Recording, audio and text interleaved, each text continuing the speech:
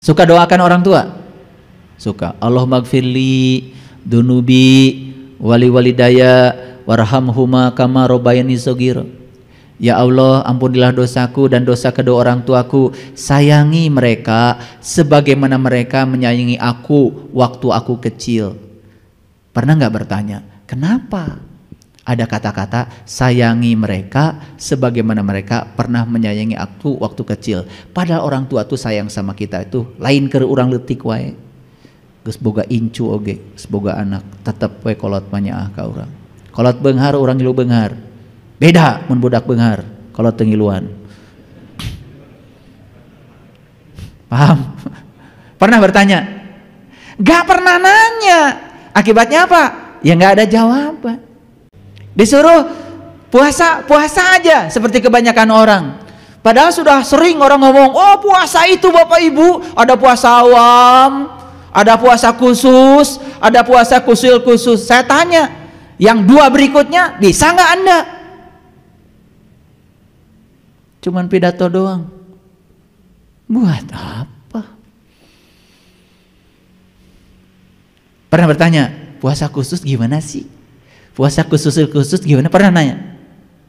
Gak nanya. Kenapa Lailatul Qadar ganjil? Kenapa tidak genap? Terus ganjil dan genap buatan saha? Kalau awal Ramadan itu tidak bareng, berarti kalau malam ini kata si A yang duluan puasanya ganjil, besok kata si B, ayo nak ganjil mah. Padahal kakara mimiti manehna puasana. Cek nu saurang nu kamari puasa genap ayeuna mah. Isukan ganjil mah kan pipaseun. Makanya ganjil dan genap teh buatan jelema, bukan buatan Allah. Dulu juga tidak ada nama-nama bulan. Nggak ada nama-nama tahun. Kan tahun Hijriah juga baru 1444 tahun, sedangkan dunia umurnya geus 12 miliar tahun. Paham? Mau milih malam ganjil teh 21, malam genap 22, mau itu? Ganjil dan genap bukan itu. Ganjilkan sudut pandangmu, pandang segala sesuatu dari sudut pandang Allah. Awali dengan Allah dan akhiri dengan Allah. Kita tidak akan kecewa. Tapi kalau kita memandang segala sesuatu dari sudut pandang manusia, genap namanya, benar salah, baik buruk, suka tidak suka, kita akan terjebak dalam neraka buatan kita sendiri. Makanya begitu ganjil surga, begitu genap neraka. Ada orang baik sama kita, kita baik sama dia. Orang baik tidak, ada orang tidak baik sama kita, tidak baik sama dia. Itu genap. Kalau sudah ganjil, rek alus, rek goreng maneh ka urang-urang mah rek alus we ka maneh. Da maneh alus jeung goreng keur maneh lain keur urang. Ganjil tah surga. Gitu, itu namanya Lailatul Qadar. Lailatul Qadar itu jadi amalan harian. Lebih baik dari 1000 bulan. Itu kerasa karena kita merasakan kebaikannya. Paham? Makanya Lailatul Qadar tanggal 27. Loh kok Lailatul Qadar 27? Kok sama dengan 27-nya Isra Mi'raj 27 juga? Ada apa sih 27? Kok sama dengan 27-nya sholat berjamaah? Kok 27 juga? Pernah nanya? Tanya tuh, kenapa? Ada irisan apa? Kok Lailatul Qadar 27, Isra Mi'raj 27, sholat berjamaah 27. Ada apa sih dengan 27? Ketemu tuh benang merahnya, ketemu jawaban rahasia 27. Udah nangis kalian? Nggak akan saya kasih, enak aja. Saya mah cuman membuat kalian gelisah. Kenapa? Kalau kalian ngaji, habis ngaji kalian gelisah, berarti masih ada tanda-tanda kehidupan dalam dirimu. Tapi kalau bes ngaji kayak gini, gelisah pun tidak, berarti memang sudah mati. Jadi saya cuma ngecek aja, masih ada benih nggak kehidupan dalam diri kita. Habis dari sini gelisah, bagus, berarti masih ada tanda-tanda kehidupan. Habis ketemu saya, gelisah pun tidak, teuing kumaha. Makanya ada hadis Nabi yang sangat bagus, ya. Ini dari Abu Ya'la, ya, dari Abu Ya'la.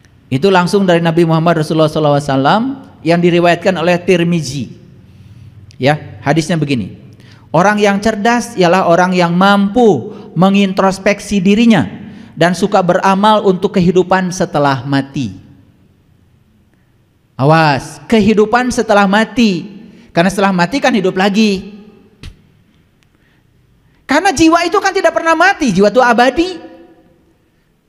Maka di Quran dikatakan, kaifatak furuna billahi wa kuntum amwatan fa ahyakum summa yumitukum summa yuhyikum summa yumitukum summa yuhyikum summa ilaihi turja'un. Hidup mati, hidup mati, hidup mati, hidup mati, berkembali kepada Allah. Itu kesempatan dari Allah supaya kita membereskan semua urusan kita.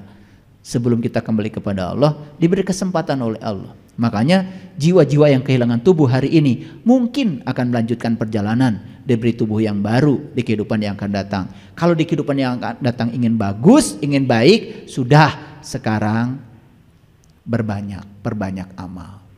Karena ketika kalian memberi, tidak ada yang diberi, pemberian untuk kalian sendiri. Makanya saya bilang sama istri saya, kalau hari ini banyak orang yang ngasih sama kita, ini karma baik kita, karena dulu kita pernah ngasih. Makanya saya tidak berhenti memberi. Tiap hari belanja, tiap hari memberi, tidak berhenti. Kenapa? Karena setiap pemberian bukan buat siapa-siapa, buat saya. Di kehidupan yang akan datang, kehidupan setelah mati, kehidupan setelah mati itu kehidupan lagi. Paham? Makanya dikatakan, sedangkan orang yang lemah ialah orang yang selalu mengikuti hawa nafsunya dan berharap kepada Allah dengan harapan yang kosong. Hoyong umur panjang, hoyong. Makannya gimana? Pagi-pagi gehu. Setengah genap teteh. Setengah 7 bala-bala. Setengah 8 nasi goreng. Setengah 8 kupat tahu. Setengah 10 berang setik mie kocok. Geus buka teh mie kocok. Setengah 11 mie ayam. Jam 12 geus dahar deui wae. Ari umur hayang panjang kumaha tuh? Ah, da takdir cenah umur menentukeun ku Allah. Cek Allah teh umur ditentukeun ku maneh. Allah mengikutin ka hayang maneh. Mun hidup sehat, ya Allah juga akan mengabulkan sehatmu. Kalau hidupnya nggak teratur, ya sudah, karena itu pilihanmu. Setiap pilihan ada risiko. Yang menanggung risiko ya kamu sendiri, itu namanya takdir. Bukan Allah semena-mena. Si A ku Allah teh, maneh mah umurna 3 bulan. Tah maneh mah umurna 25 tahun. Tah lamun maneh 80 tahun. Hoyong goda Allah gitu. Hoyong goda Allah gitu. Pirah ku Allah yang mahadil, mahulas, mahasih, semena-mena begitu, tidak begitu Allah. Yang menentukan umurnya kita sendiri. Allah itu sang keberadaan, sang kehadiran. Allah mah ngikuti kahayang urang. Tetapi kalau kita sudah hidup sehat, sudah merawat kesehatan, dan kemudian kita sakit dan mati, ya sudah, itu baru takdir. Tapi jangan sedikit-sedikit nempuhkeun ke Allah. Kunaon tuh jang tentu nyeri beteng moal poe takdir. Ai tuang kumaha nyuci tangan juga nggak pernah. Ya kan? Makan sembrono, tiap hari makan sambal, makan lada, makan pedas, ya sudah. Ususnya jadi buntu, bingungan tak usus ge. Nya, rek kamanakeun cenah ieu. Dahar juga model kieu. Padahal tubuh kita itu untuk menyelesaikan makanan yang kita makan aja perlu waktu 8 jam. Sedangkan kita tadi tidak berhenti makan, terus aja ngagayem. Tiap anu nyuguhan teu oleh nuhun wae. Pakai ilmu lagi, karena mubazir itu temannya setan. Waduh, kalau udah pakai hadis saya kalah deh. Cari pembenaran. Betul, memubazirkan tuh nggak boleh. Makanya di Thailand tuh ada makanan, ada restoran namanya all you can eat. Tetapi ada denda. Kalau kamu ngambil makan pakai nafsu, nggak habis, dendanya lebih mahal daripada biaya makan. Itu melatih diri itu. All you can eat. All you can eat menang segala di dahar. Tapi mentang-mentang segala menang di dahar, waduh ngedukna teh segala. Waduh, jadi capek-capek acan. Lep. Nepikeun ka kamerkaan. Betul enggak? Tungtungna anu dina piring ge teu beak. Didenda atuh leuwih mahal dibayar makan yang sebenar. Itu ya, tidak islami. Aku memerintahkan kepada kalian untuk berpikir, karena berpikir adalah awal dari segala kebaikan. Ini kata Nabi. Jadi ini bahkan yang berbicara adalah Ali bin Abi Thalib. Yuk perhatikan saya. Berpikir adalah awal kebaikan. Ingin jadi orang baik, mikir. Pertanyakan semuanya sekarang. Mikir. Pertanyakan semuanya sekarang. Nabi Muhammad Isra Mi'raj dulu, sholat dulu. Nabi Muhammad berarti jumpa dulu, nyembah dulu. Masuk akal? Masuk akal ketika sholatnya gak ada yang diingat kecuali Allah, karena sudah tahu dan kenal kepada Allah. Kalian mikir. Itu saya cuma ngajak mikir aja. Mikir atuh. Semua perintah haji di Quran selalu diakhiri dengan fazkurullah. Coba lihat di Quran itu. Kalau kita lihat bahasa Quran, fa iza afadtum min arafah fazkurullah. Fa idza qadaitum manasikakum fazkurullah. Semua perintah haji selalu diakhiri dengan ingatlah kepada Allah. Berarti haji itu hakikatnya adalah berkunjung ke rumah Tuhan untuk berjumpa dengan Tuhan. Berarti haji baru mabrur kalau berjumpa dengan Tuhan. Ciri orang yang mabrur hajinya, habis haji dia ingat kepada Allah. Gitu nggak haji kalian? Mikir. Nah ini cuma mikir aja, mikir. Karena mikir adalah awal kebaikan. Saya ketika pergi ke Mekah, ya sebelum saya tawaf, saya mikir dulu. Tawaf, apa sih tawaf? Kenapa 7? Kenapa mulainya dari Hajar Aswad? Kenapa harus lewat Mutajam? Kenapa harus lewat pintu Ka'bah? Kenapa harus lewat rukun Maqam Ibrahim? Kenapa harus lewat Hijr Ismail? Kenapa harus lewat rukun Yaman? Kenapa harus istilam Bismillah Allahu Akbar? Saya pertanyakan semua. Mohon maaf, saat itu juga saya dialiri jawaban yang luar biasa. Karena semua saya pertanyakan jawabannya datang. Kenapa 7? Mikir. Karena ini hari ini kuliahnya mikir kan? Mau diberi jawaban. Karena kalau dikasih jawaban tuh mikir. Itu yang disebut dengan discovery learning. Jadi saya hanya menyuruh kalian mikir sampai ketemu jawabannya. Ketika menemukan jawaban sendiri lebih puas daripada diberi nyaho ku batur. Itu bahasa pembelajaran kerennya, namanya discovery learning. Belajar menemukan sendiri. Jadi kalian jadi scientific, jadi saintis, belajar menemukan sendiri. Makanya hari ini kuliahnya cuman saya jelaskan, tidak ada jawabannya, mikir. Aku memerintahkan kepada kalian untuk berpikir, karena berpikir adalah awal dari segala kebaikan. Ingin kebaikan? Mikir. Jadi seharusnya kalian sebelum haji, sebelum umroh mikir heula. Ada tujuan haji teh naon? Tanya dulu Quran, tongoka indit. Ieu modern nyiapkeun segala tujuanna naon ka ditu teh? Tanya Quran.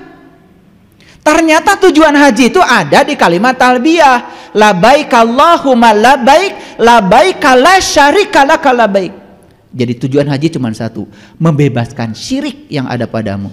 Syirik itu menduakan Tuhan gara-gara nggak tahu Tuhan. Berarti haji itu tujuannya supaya tahu dan kenal kepada Tuhan. Itu tujuan haji. Gitu nggak dulu? Gak mikir. Coba kalau mikir, pasti dapat kesananya. Oh, tujuan haji itu. Kalian kan cuman labbaik Allahumma labbaik, ngiluan. Labbaik Allahumma labbaik, ngiluan. Kumacek batur. Tanya, naon tata artina? Teuing urang oge. Labbaik la syarika lak labbaik. Naon tah artinya? Teuing urang teu nyaho. Innal hamda wa ni'mata laka wal mul la syarika lak. Diulang lagi. Datang arti teh ya. Kita akan umroh sekarang. Karena ketika tinggal di Mekah, kita harus keluar dulu dari kota Mekah. Kita pergi ke Ja'ronah. Nanya enggak kalian? Enggak, kalian hebat kalian. Makanya saya mah dimarahin dulu pertama kali pergi ke sana sama Mutawib. Bapak ini katanya banyak nanya. Lieureun tanyaku saya. Dia menjelaskan sama saya, Bapak Ibu, kita sebentar lagi ke Jabal Nur. Ini gunung ini, Bapak Ibu, gunung yang bercahaya. Suka bercahaya.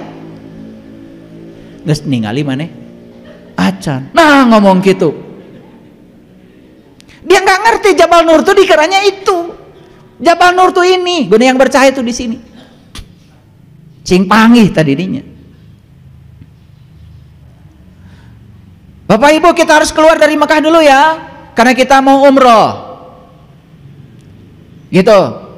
Makanya kita akan memulai menjatuhkan niat nanti di Ji'ronah. Nanya enggak? Enggak. Sugan nanya Ji'ronah teh naon? Nah di berengaran Ji'ronah. Saya nanya. Saya tanya itu mau tauhid, gak bisa jawab. Saya tanya pada diri saya sendiri, gak mungkin leluhur kami menyuruh di sini kalau gak ada alasannya. Maaf ibu bapak, saat itu kemudian saya dapat intuisi. Ji'ronah, Ji'ronah itu artinya ja'a ro'aina. Merinding saya. Ja'a itu artinya datang, ro'a melihat, na itu adalah aku. Ja'a ro'aina, datanglah untuk melihat aku. Maka itu adalah titik awal kita umroh. Saya ketemu jawabannya intuitif saja. Dan saya cari dalam sejarah, oh ternyata Ji'ronah itu dari ja'a ro'aina, datanglah untuk melihat aku.